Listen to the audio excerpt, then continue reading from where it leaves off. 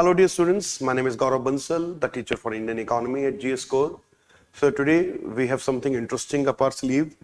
We are going to discuss the 2025 paper for the Indian Economy, or basically the paper 3 portion of the Indian Economy. So the paper this year was not any surprise, was not for any big change. There are some changes in the pattern, but otherwise questions were largely on the expected lines. Now, let us analyze the paper first. So, if we look at the 10 marks questions, as per the last few years, there are 4 questions directly from Indian Economy. So, first question, for example, was from the area of inequality and welfare economics. So, welfare economics, if we use this word, then it has roughly 4 topics in it, which is inflation, unemployment, poverty and inequality.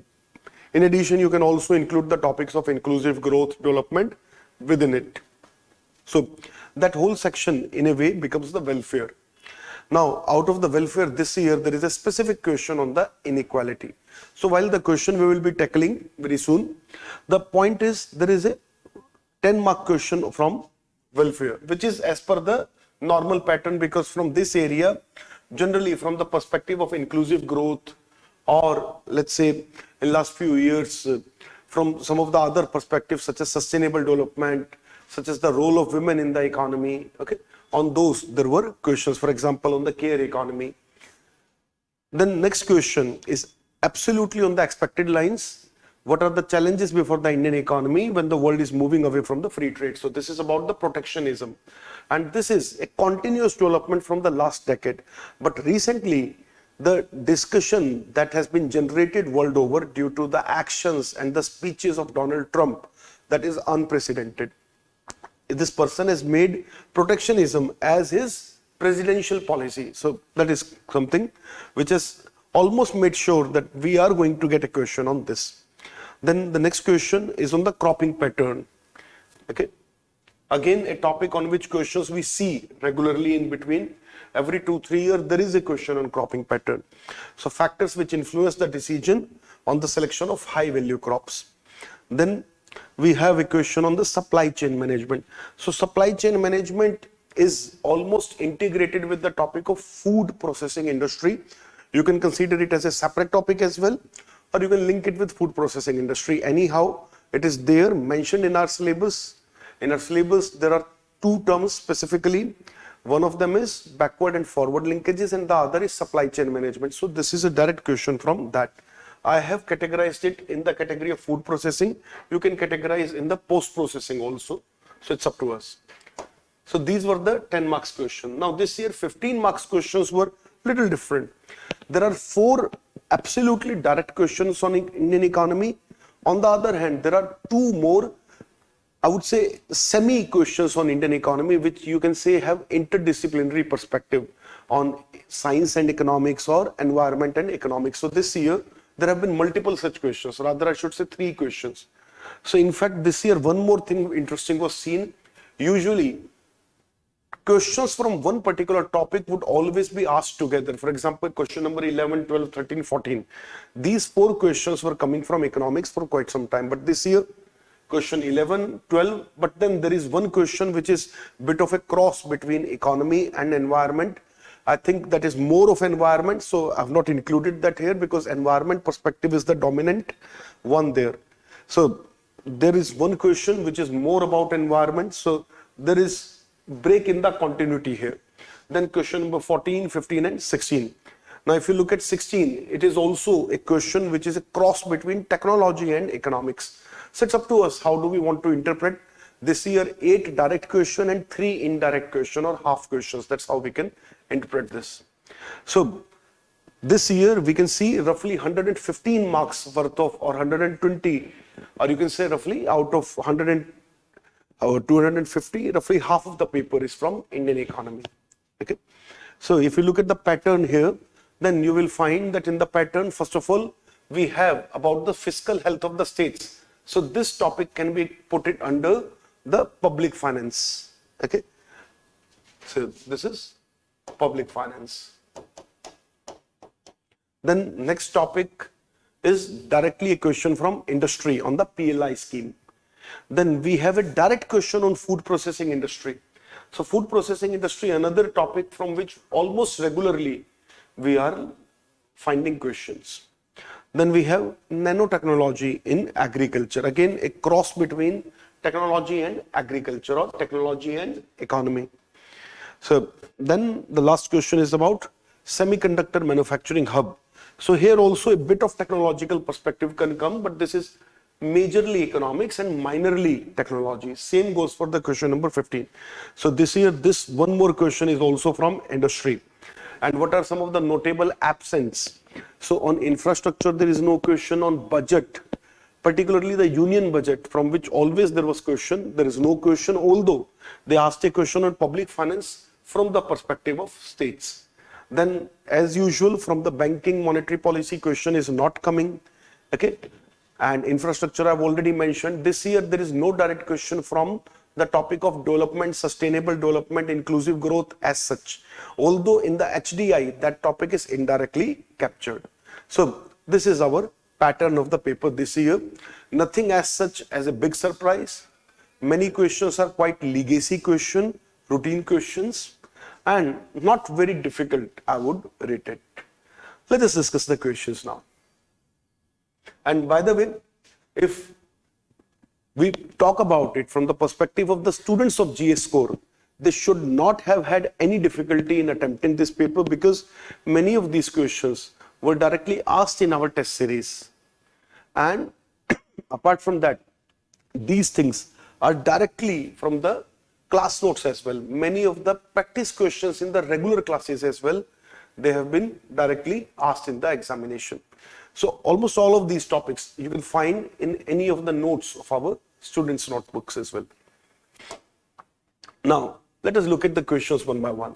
So if you look at the question number one is about Human Development Index and the inequality adjusted Human Development Index. So basically, Human Development Index has one more dimension to it where we adjust it for inequality. So in the beginning, we need to talk about it, that Human Development Index is trying to measure this, and it tries to measure the perspective of the human consumption, the basic abilities, etc.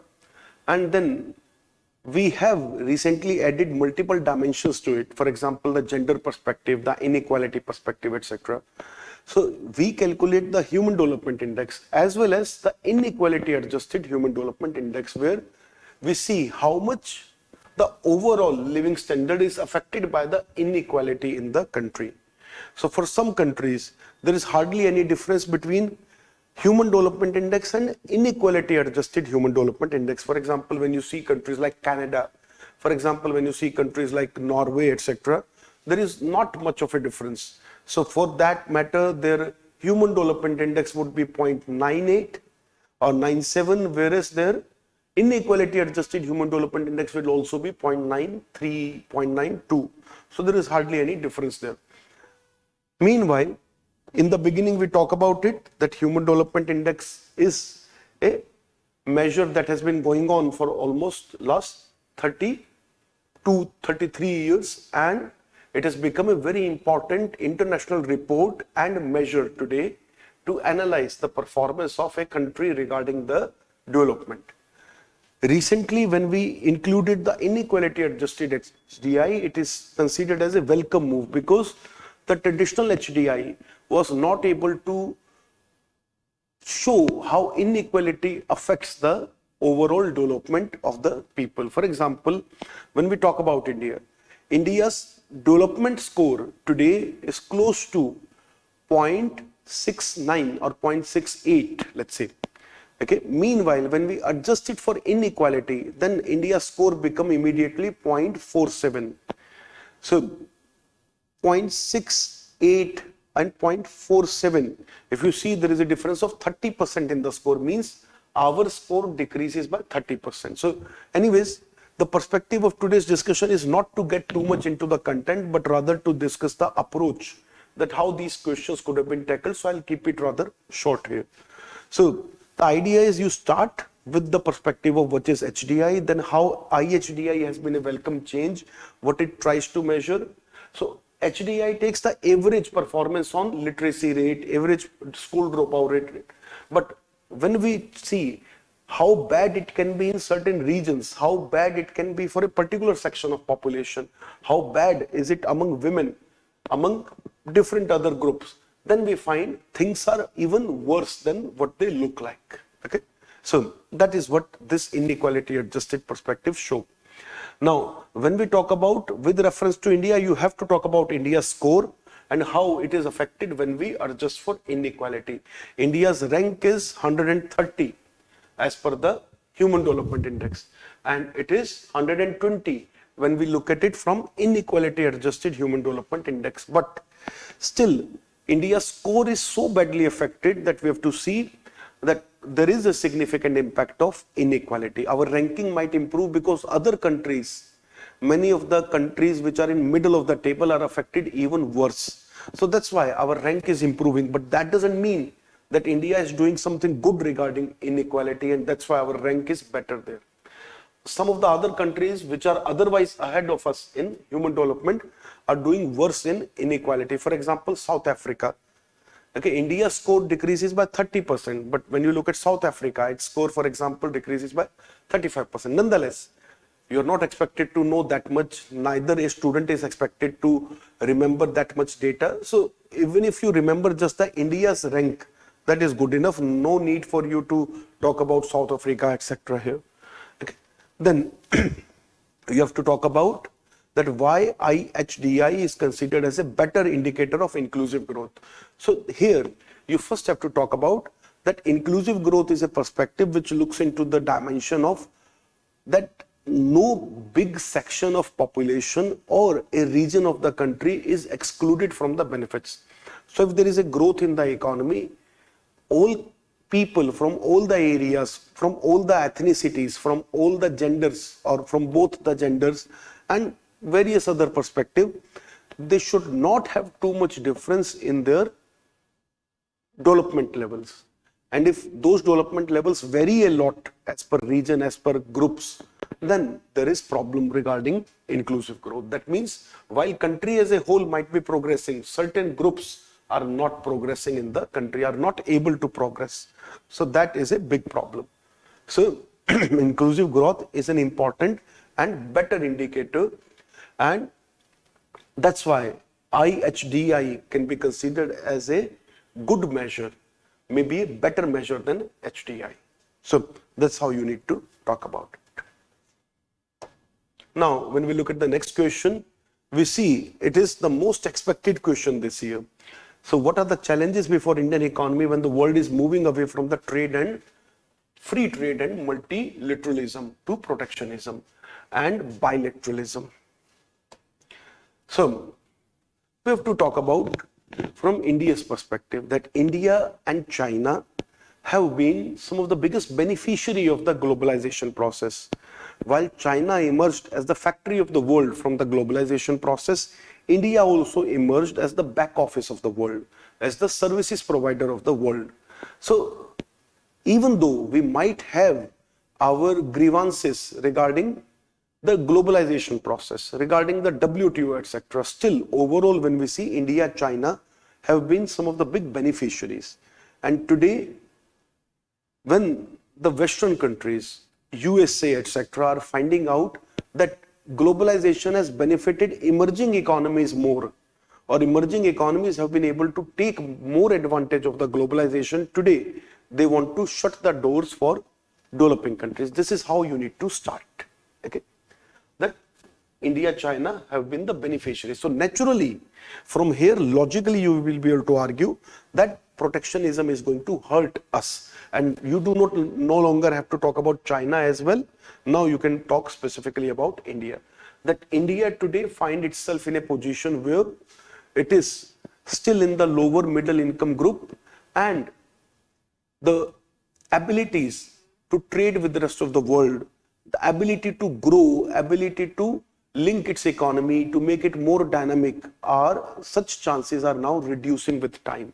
And Indian economy will find it more and more difficult in the coming time if the things develop in the similar line. Protectionism started in particular almost 10 years ago, when world was observing 2-3 events such as the Brexit, the Britain's exit from the EU was the first big indicator of rising trade barriers, because that was also the reason why England or UK wanted to get out of the European Union. So since then, protectionism has progressively increased. The Donald Trump's first term was also particularly high on protectionism. And after that, the Joe Biden's term also didn't decrease on protectionism either. Okay. So you can talk a bit about the American foreign policy in 1 or 2 lines, because America is the one who is driving this. So you have to talk about America. Okay. Meanwhile, recently, the degree to which protectionism has been pushed into the global policies is unprecedented. So it is almost like the world is trying to go back to the pre-1990 world, where world was divided into several groups or the blocks. So there used to be a Western bloc or the Soviet bloc or the third world countries. So the things are unfortunately moving in that direction today. So this is your good introduction and background to the answer. Okay. Here you have already talked about India, where India is first part of the question is answered, and it sets a beautiful tone for the remaining answer. And then you can talk about that multilateralism, free trade has a lot of benefits. They increase the growth rate. They increase the, not just the trade, they also increase the prosperity in the world. Okay. And they also makes the system more efficient, because those who are able to produce things at a cheaper cost, or those who are able to produce better things, are able to sell it throughout the world. So people across the world have more choices, more opportunities. For example, if there would not be free trade in the last 30 years and we had no option to buy from China, if our markets were still closed, just think about it, how expensive today electronics equipments or parts would be, how expensive various other things could be. We can have problem with our trade with China, we can have problem with various other things, but we cannot deny that it is because of China that a large number of people are able to use a lot of electronic equipments which were otherwise used by only the rich or the upper middle class earlier.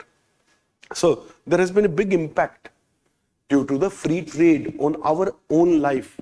It's not just about the foreign policy, or it's a topic for the big people. It's something which affects us, the common people as well. So you can bring in that perspective. You have to talk about the benefits from free trade. And then we talk about that how the trade barriers affect the free trade, okay, and how they particularly affect India. So in the next part, you will be talking about it. And then we have to talk about how can these challenges be met. That protectionism is increasing, the challenges are increasing, how India can deal with it. So first of all, we have launched our, do you remember the program which India launched after the COVID? Atmanirbhar Bharat. Okay. So you need to talk about it. Atmanirbhar Bharat was India's response to protectionism and the supply chain disruption. The biggest challenge because of protectionism today is disruption of the supply chain. A lot of Indian businesses are also dependent for their raw material on other countries. A lot of Indian businesses were selling their raw material and finished products in USA, Europe and other parts of the world. Now suddenly if other countries want to shut their door and they do not even want their companies to come and invest in other areas, if they do not even want them to continue production in other countries, then it can affect our supply chain. But India launched Atmanirbhar Bharat, for example, to deal with such an issue. Okay. So you need to mention Atmanirbhar Bharat, which is about supply chain management or supply chain disruption. So we should have self-sufficiency in all the critical areas. That is the objective of Atmanirbhar Bharat. We can still buy whosoever is giving us cheaper. It's not necessary that we will have to produce everything here necessarily. We have to buy or we have to make it at a higher cost in India when even we could buy from abroad. This is not the perspective of Atmanirbhar Bharat. This is not the import substitution of 1960s. It is different. Here we are talking about the capability to ensure that the supplies are not affected in critical sectors. So that is the perspective of Atmanirbhar Bharat. So we need self-sufficiency in critical sectors. If we are not able to buy from abroad, we should be able to produce it. Similarly, we need to look at more value addition within the country. Our products, we need to find venues, we need to find ways how we can enhance their value. Then another thing is we need to develop critical technologies, because without critical technologies, other countries are not dependent on us. And unless somebody is dependent on you, they always have the bargaining power and not you. Today, Europe or USA holds bargaining power because they are home to some of the biggest companies which invest outside. They are also controlling the technology through those companies. And they also have control over many other institutions, which unfortunately India does not have. China is able to stand up to these countries a bit because China is critical in supply chain.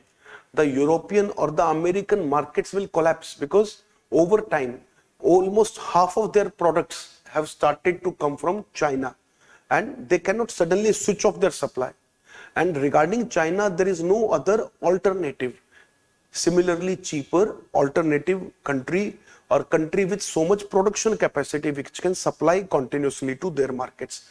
So if they shut down Chinese supplies, they will be very badly affected. But this is not true in case of India. So critical technologies, production capacity, okay. So there are a lot of things that we need to do so that others also have some dependence on us. And since that factor is very low today, they are able to threaten India a bit. Okay, so this is one perspective.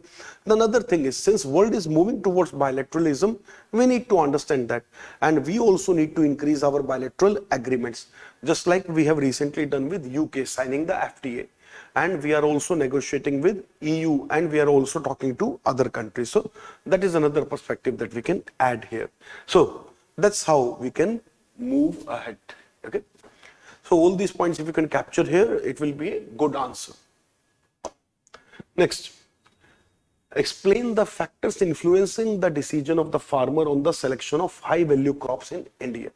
So first of all, you need to talk about what are the high value crops in India. Okay.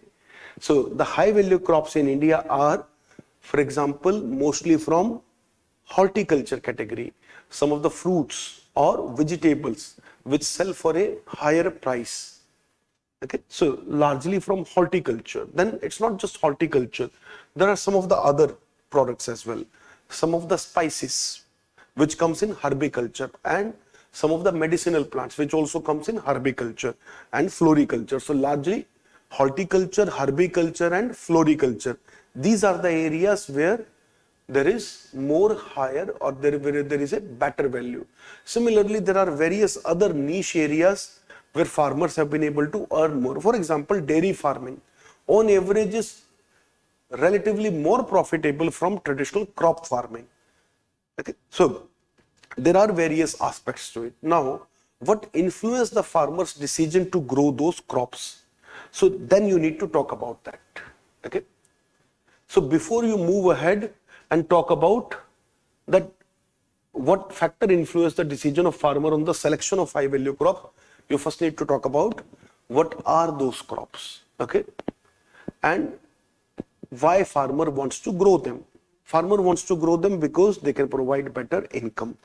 However, they are unable to grow these crops many a times because now here you have to talk about the factors which influence.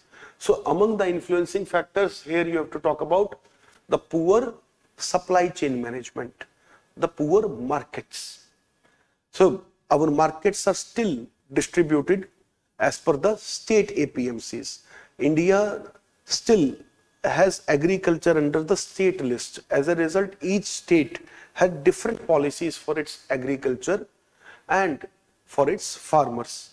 And our markets are not integrated. If a product is produced or is grown in a certain area, then most of it is going to be consumed within that area, and very few of it typically gets out of that area. So That is because of, let's say, our market being very disjointed, our market being very separated from each other, okay? Or due to lack of integration in our agriculture markets at the state level. So this is one of the problem.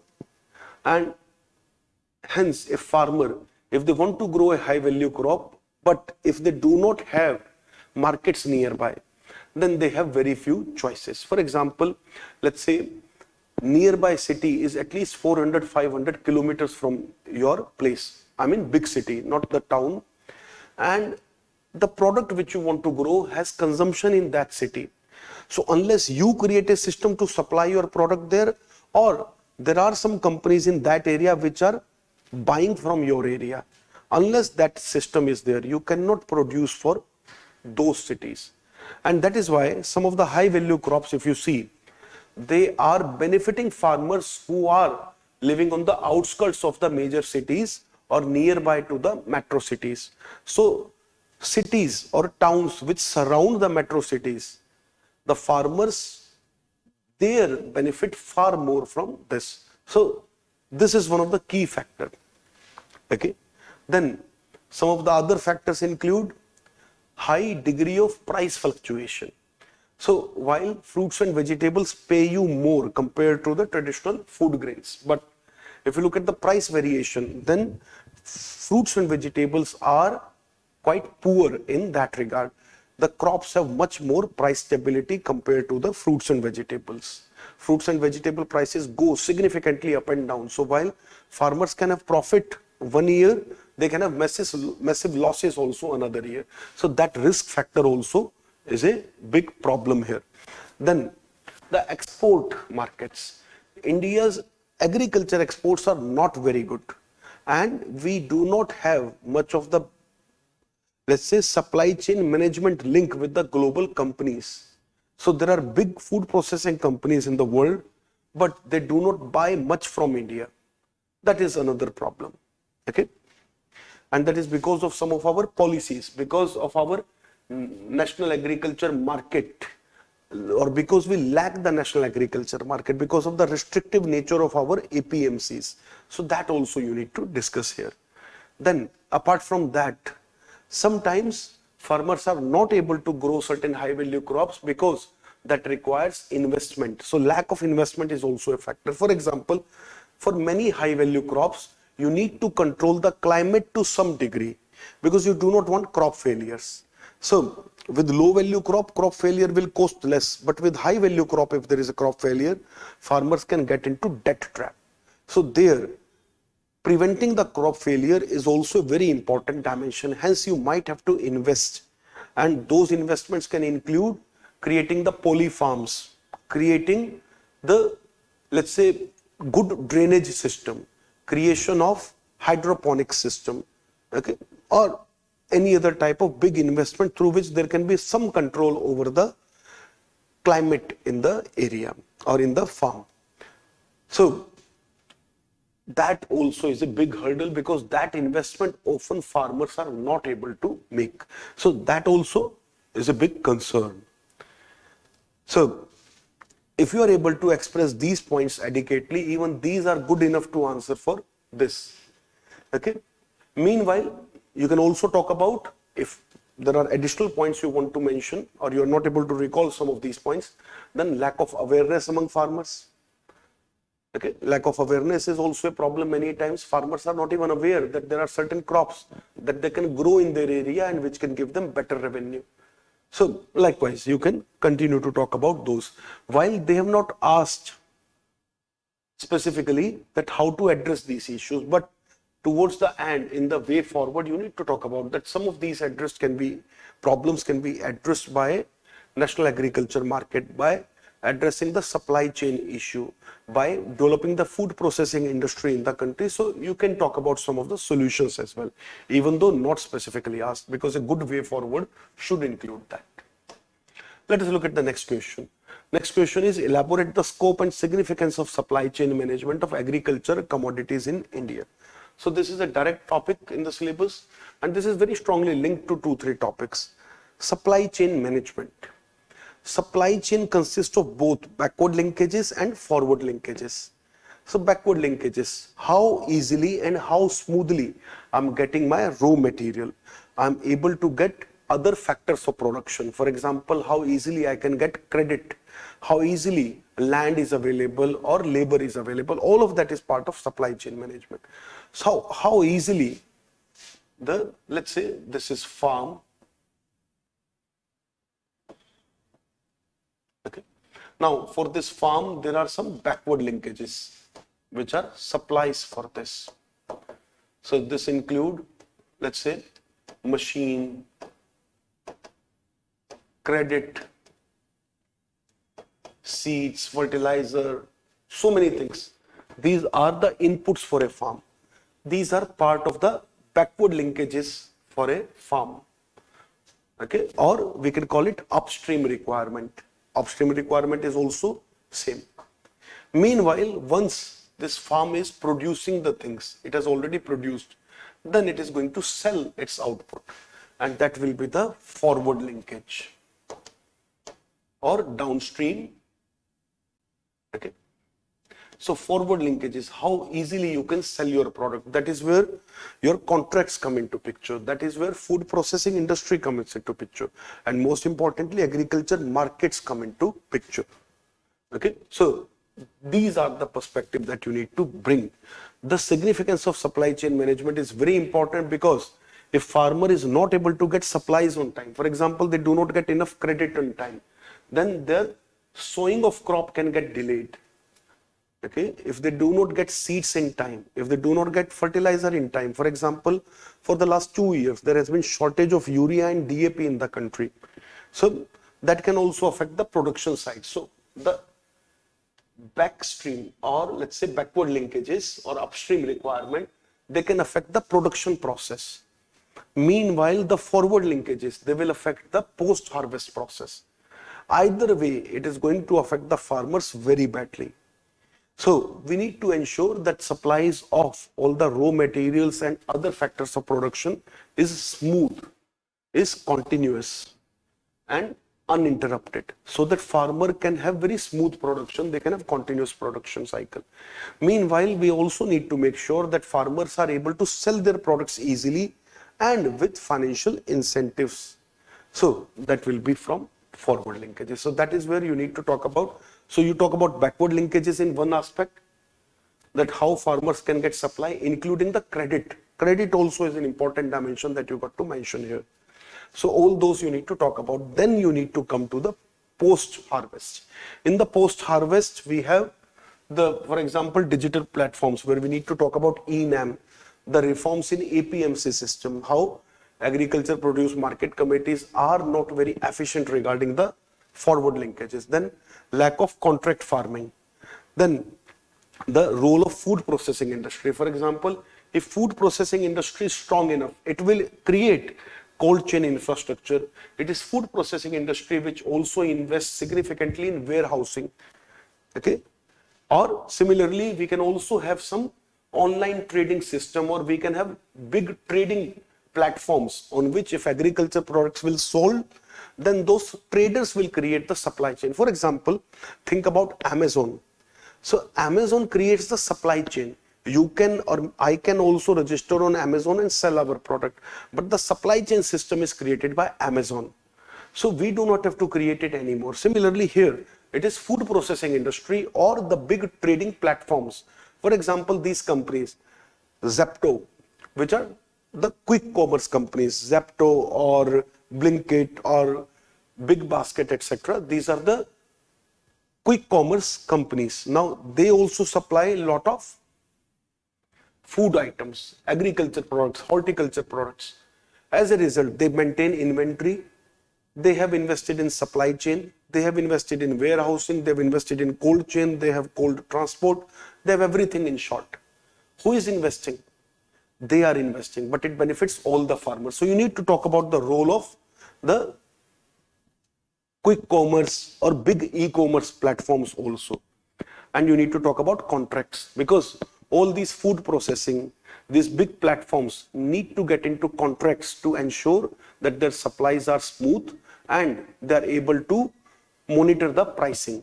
So contract farming, if we allow in India, or if we allow contracts, then that will also promote the speed at which there will be development of food processing industry in India, and that will be extremely beneficial for farmers because it will significantly strengthen the forward linkages. Similarly, in general also, government should also invest more in agriculture infrastructure. So that's all you need to talk about. Are we clear? Here you can talk about the mega food park scheme. You can talk about PM Gati Shakti. Okay, so this is all about the infrastructure that I was talking about in the last point. So it's not a very difficult question to answer, rather quite a straightforward one. Then the next question is fiscal health index.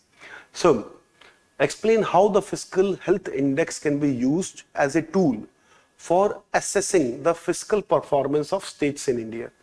In what way would it encourage the states to adopt prudent and sustainable fiscal policies?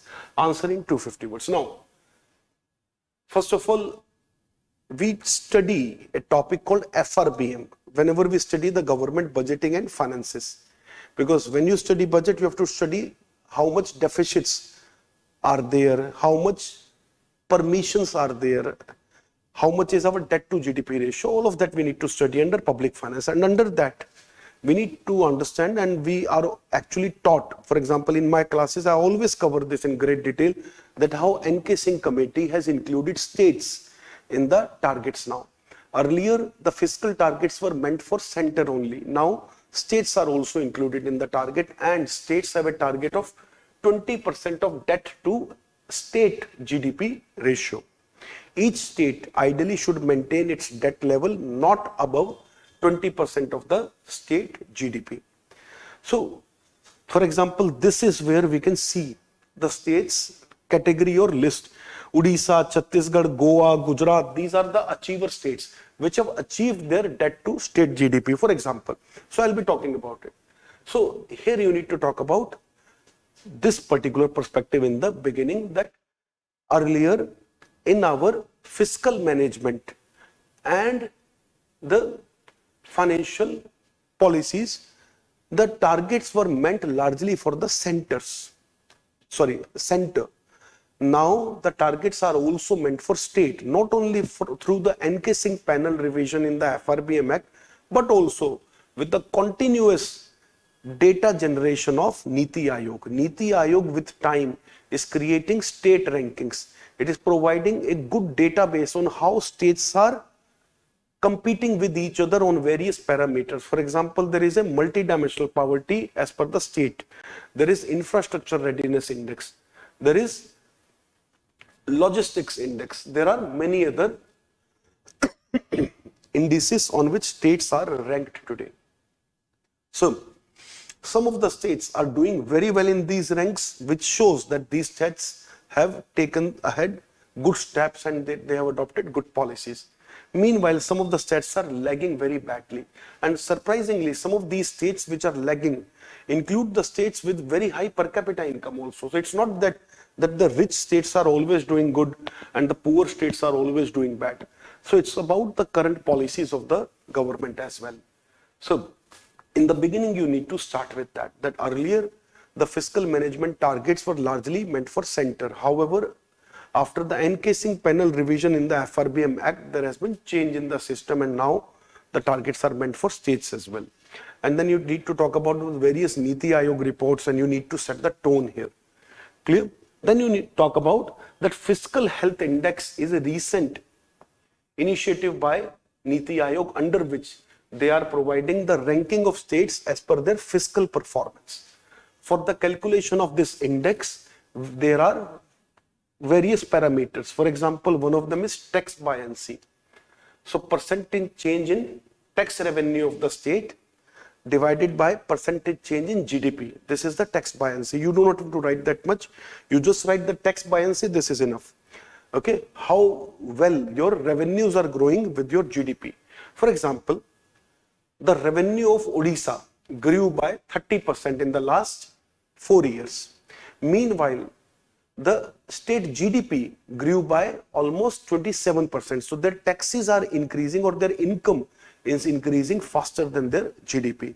In 4 years, GDP increases by 27% overall and revenue increases by 30%. Again, you are not expected to know that much of a data, but I'm just trying to explain this a little bit here because this is a little bit of a technical aspect. Whereas if you look at Punjab state GDP, let's say in the last 4 years, has increased by almost 19 to 20%. And the revenue has grown only by 14 to 15%. So their tax to GDP ratio is actually falling. So that is a very poor thing in tax buoyancy perspective. So different states have different performance. So tax buoyancy is one of the most important parameter. How well your revenue is increasing or adjusting to the growing state GDP.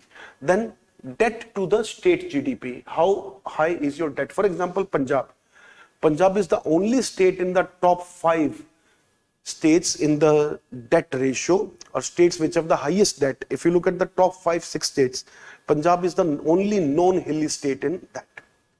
Punjab is the only non-hilly state. Otherwise, the first is Arunachal Pradesh, another is one more northeastern states, then it is Punjab, then we have another northeastern state, and then we have Uttarakhand. So in the top 5, only Punjab is the non-hilly state here. So which shows how bad the things are there. Target is 20%, but Punjab has it more than 47-48%. So debt management is also very important. First of all, how much debt you have overall. So ideally you need to have 20% as per the FRBM Act, but up to 25% is not considered bad, and that is considered that these are front runners. These are doing very well. For example, Telangana, Uttar Pradesh, Madhya Pradesh, these are doing in that category. And then there are states which are not able to perform very well, but still with some efforts they can manage it. Okay, those are performers. And then we have aspirational. Aspirational means actually they're performing very poorly. So this is the position. Okay, so you need to talk about the parameters in the calculation. So there is debt management, there is fiscal management, how well they are managing their debt. If there is a high debt to GDP ratio, what they are doing in order to reduce it. So that also goes into it. If you can mention all these parameters or even just 2 of it, that is good enough. Then you need to talk about how FHI, this fiscal health index, is a good assessment tool. So first of all, we get to see the comparative analysis. So we are not telling certain states that you are not performing and that you cannot perform. These states have role models for them that yes, if Odisha can perform, why cannot I? If Telangana can perform, why cannot Andhra Pradesh? So these are some perspectives. For example, if you look at GST data, in the GST data, Telangana has almost 3 times collection or 2.5 times collection when it compares to Andhra Pradesh. So that is how much the difference today in the GST collection of both the states. Same goes for Punjab and Haryana. Haryana has 4 times more GST collection than Punjab. So certain states are able to collect their taxes very well. Certain states are not. So that is where these states have to take steps. So unless we have the data, unless we are able to compare, we do not get motivation for it. So comparative analysis is very important for that. Then transparency. Okay. So not only they produce just data, they also produce the policy guidelines that what these states can do, why their scores are low. So the report also talks about that. Then the resource allocation, and it also acts as an early warning. So these are the points that you need to talk about, that why this is a good assessment tool. Okay, can be used as a tool of assessment. So that assessment perspective you need to talk about. And then in what way it encourages the states. So it encourages the states because the states can compare themselves. They can identify how well we are doing in comparison to others. Then over time, people will also compare that in the other states, the living standard is improving fast, infrastructure is performing better, the things are improving overall, whereas in our states, things are not improving well. So that is also something that will come in the long time. If a government wants to win election, it needs to keep its people happy. And if infrastructure is improving fast, if the state is fiscally doing well, then they have all the money to spend for welfare schemes. They have the edge to be able to work out on the infrastructure. So the better fiscal position of a state gives it better ability also to please the people. So from that perspective, even politicians have to look into it. So that is a perspective. Then what are some of the other incentives and some of the other perspectives by which states can be encouraged? So states which are doing very well, for example, they can be given certain incentives. So there should be some reward for the performance. So that should be there. Then states which are not performing very well, there can be some punishments for them as well. For example, central government can freeze further lending. Central government can reduce the allocation of the central public infrastructure funds or the central sector schemes allocations. So there we need to maintain the balance, and this should be particularly for the states which are otherwise good in terms of their GDP, but performing poorly, particularly related to their tax. So rich states which are not able to perform should be, let's say, dealt little more harshly compared to the poor states which are not able to manage. So that is also how we can particularly look into it. Okay, and then other encouragement that it can do, that if certain states are able to notice that how some of the other states are able to go ahead, they can also adopt some of those policies. So certain policies can act as role model for other states as well.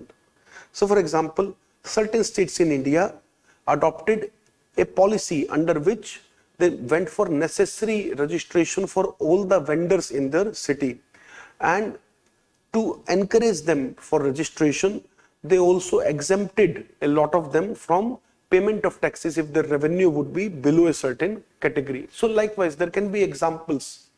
So let's say in Haryana, the registration of the shopkeepers is at a much higher degree compared to Punjab. If there are 1,000 shops in a town, in Haryana the chances are 500 to 600 of them would be properly registered. And in Punjab, let's say on average, I'm saying if in Haryana it is 500, 600, then in Punjab it would be 300, 400. And ultimately over time, that is what creates the difference in the revenue as well. So there can be a lot of encouragements, both by punishments as well as by the rewards. We need carrot and stick. Okay.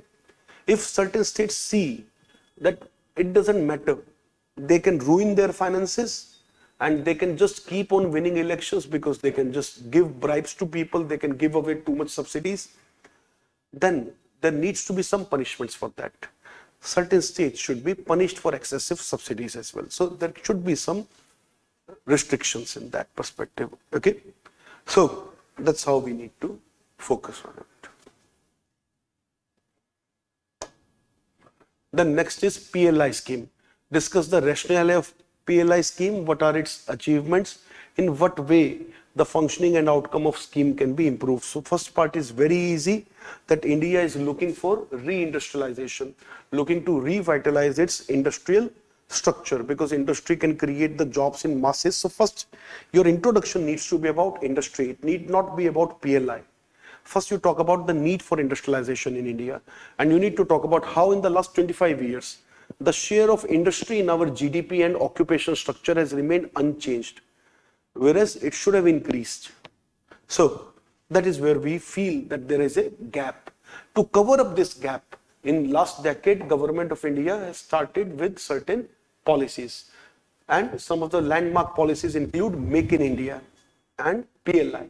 And then you talk about the rationale. Here you talk about how we need to increase India's presence in the global value chains, and services alone can't do that. You need to be good in manufacturing.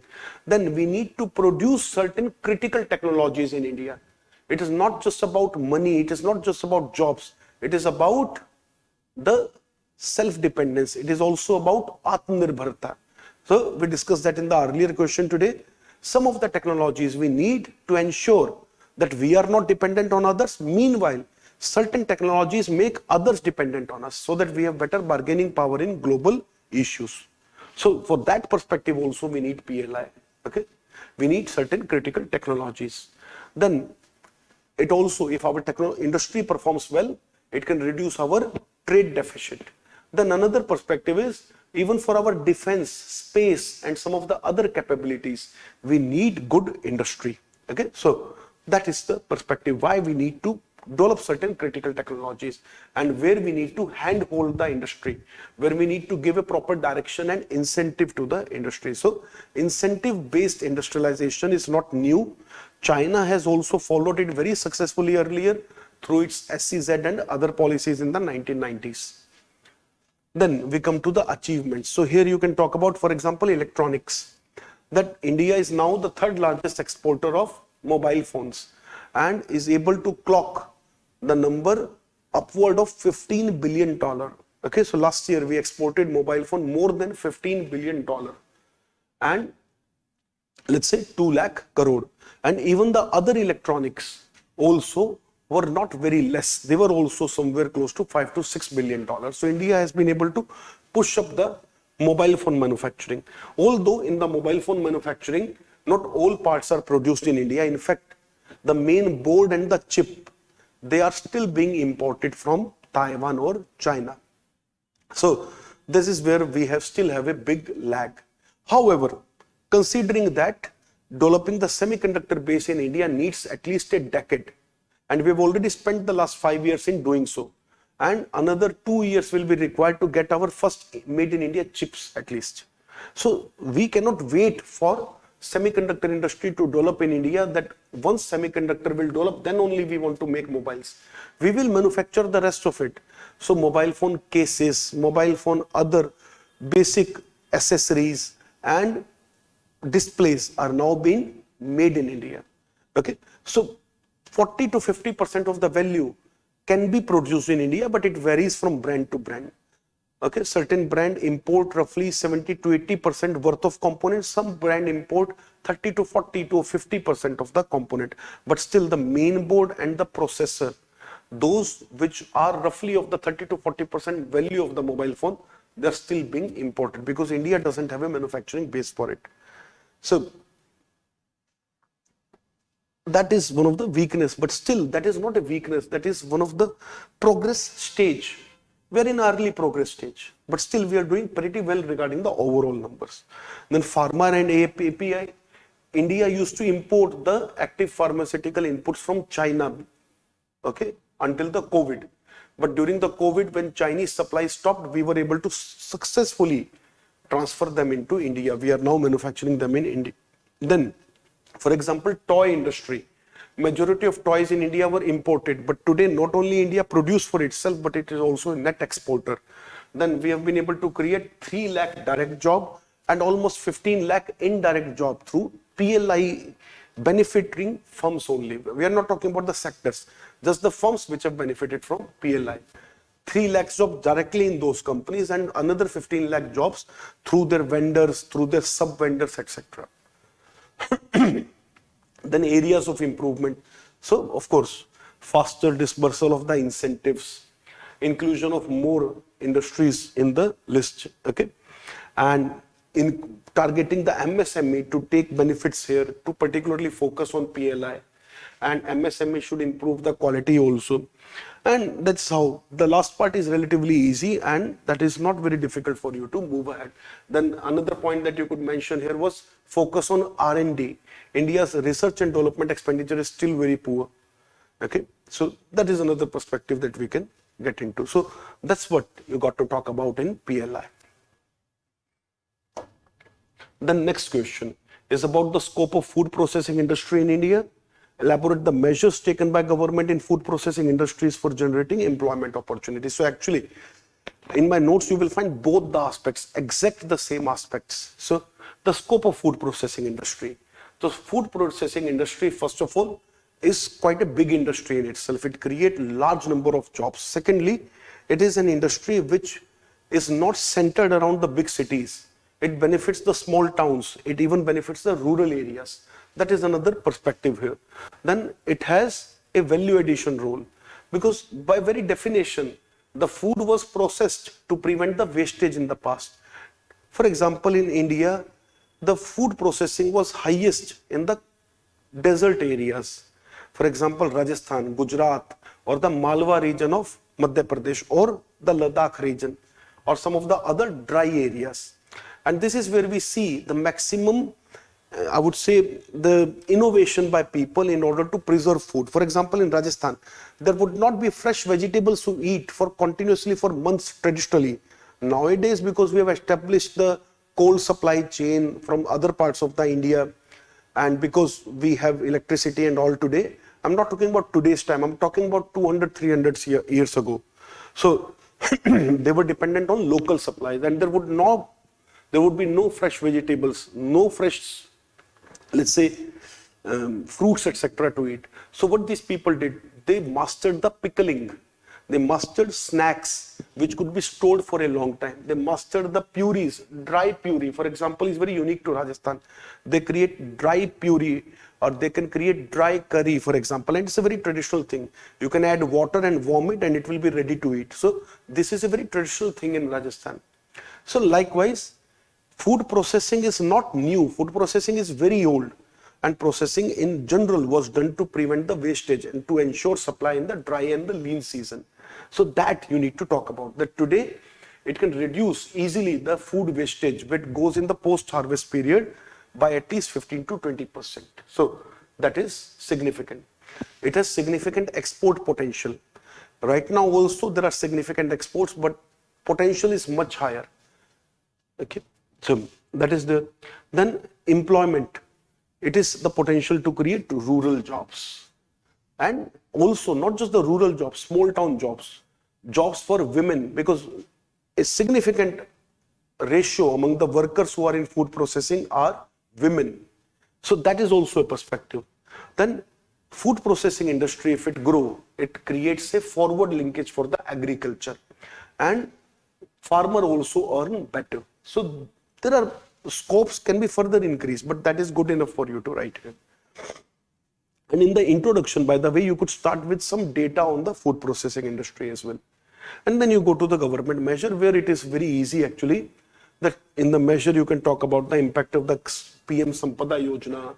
Okay, you can talk about the mega food park policies. You can talk about the micro food processing enterprises. You can talk about the ENAM and others. So that part is relatively easy. I'm not getting into it. So government scheme part was quite straightforward here. Food processing schemes, quite many are there, and quite straightforward as well. So relatively an easy question to deal with. Next, how does nanotechnology offer significant advancement in the field of agriculture? So here, some of the perspective comes from your technology or science part as well. Okay, I do not deny that, but there is a lot of economics here. So in the first part, you can talk about how the applications of nanotechnology are there in agriculture. Meanwhile, within our agriculture topic in Indian economy, there is a particular topic called technology in agriculture, role of technology in agriculture. So actually the question is from that perspective. So here you can talk about the nano fertilizers and pesticides, how nanotechnology has revolutionized the pesticides, the fertilizers, and has further improved the food safety as well while doing both. Okay. Meanwhile, nano sensors. So, for example, nano sensors are important because very small sensors can be put into the soil and they can give you real-time information about the soil. Then nano encapsulation. Similarly, there are many other applications. This is actually one of the most straightforward part. I will not be getting into it.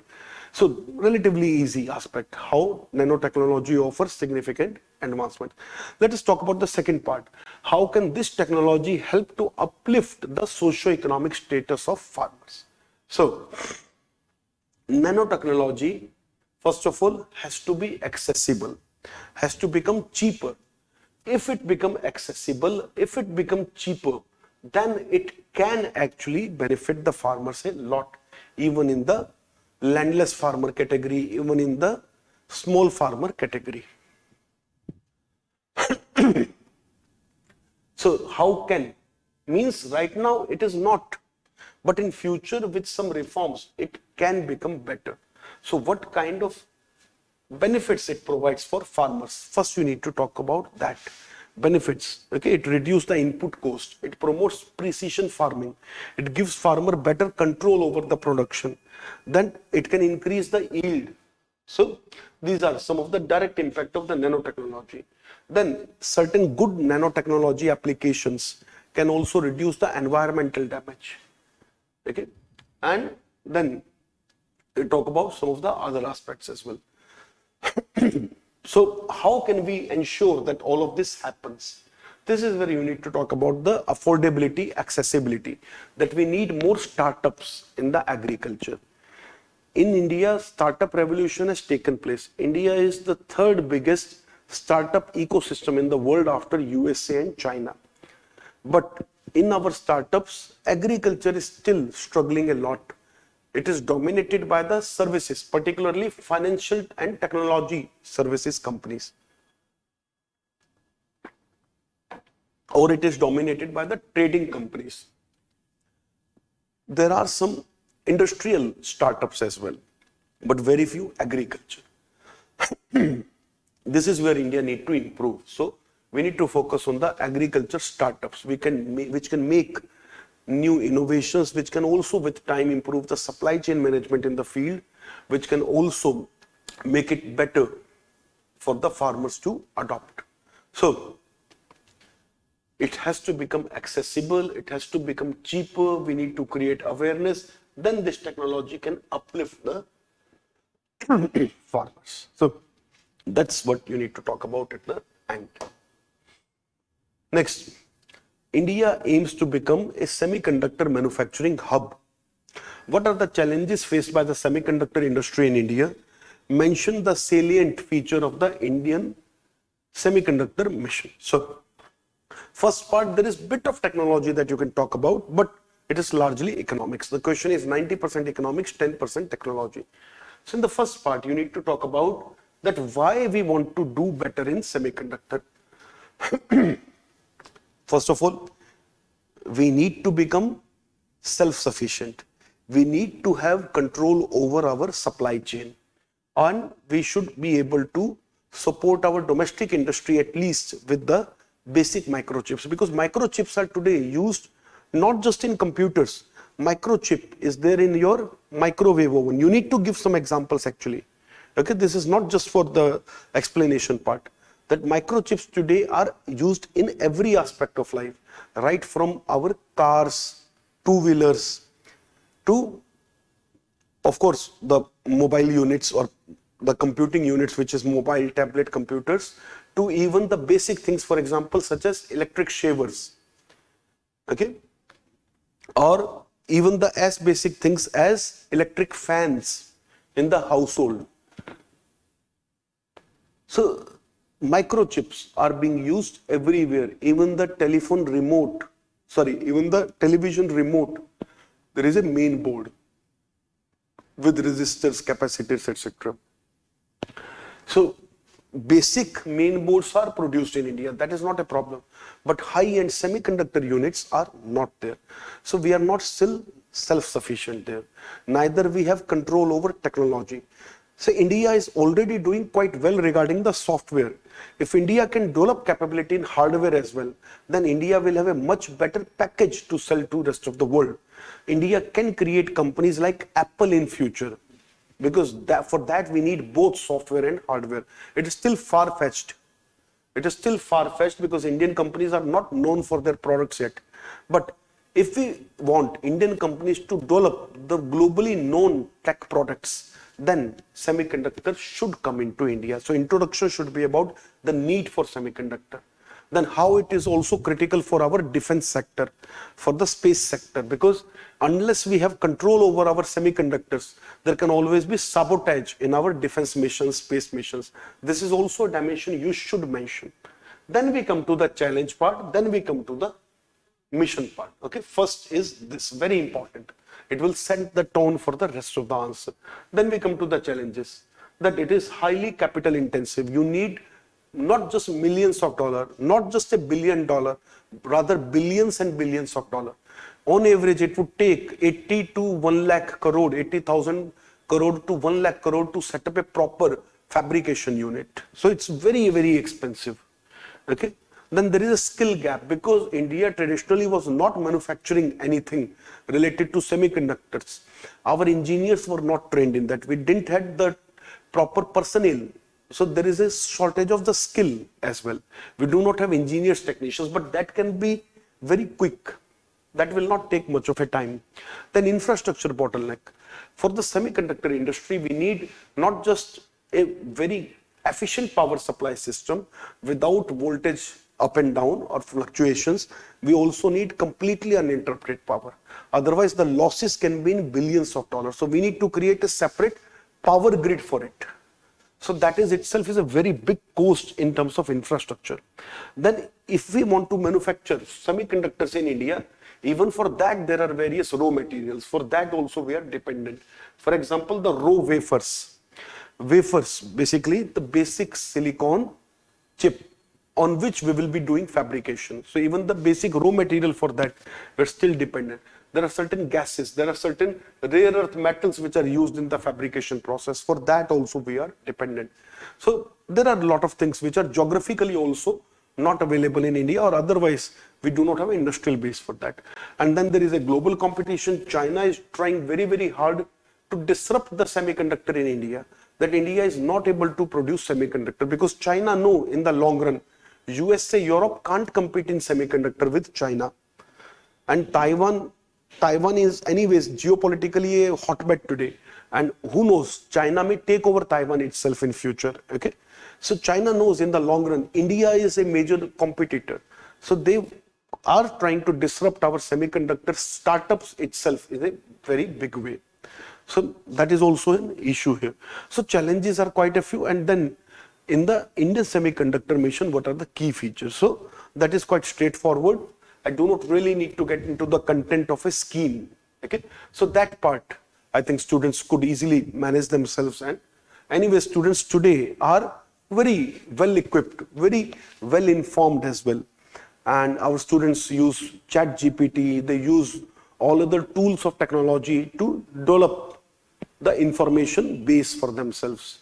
So for example, this type of points, I'm sure when they read the question, they already searched for it. Nonetheless, very briefly, if I have to talk about, among the government features is first of all PLI. Among the PLI, the allocations for the semiconductor fabrication units, display fabrication units, etc. Similarly, the design linked incentives, promotion of R&D, okay, and similarly the ecosystem creation. So likewise, the scheme has or mission has various perspectives that you can talk about. So with this, I'm winding up the discussion on this question as well as the overall discussion for today. I hope this discussion has really given you a proper idea into how to attempt questions, and also the analysis of the paper has given you an idea that how UPSC is also evolving the pattern. Now, what you can expect for the next year.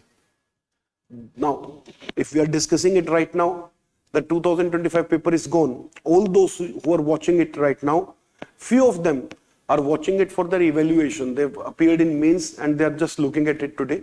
But majority of the people would actually be appearing in the examination next year or next to next year.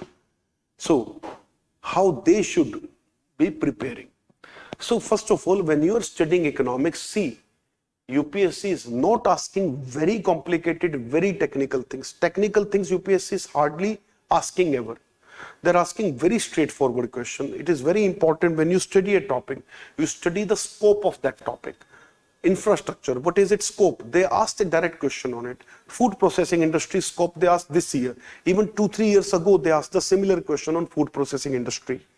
And not just food processing, agriculture market. What is the scope of agriculture market? As in, what role it can play for farmers, for Indian industry or Indian economy in general. So for any topic, first study its scope and significance.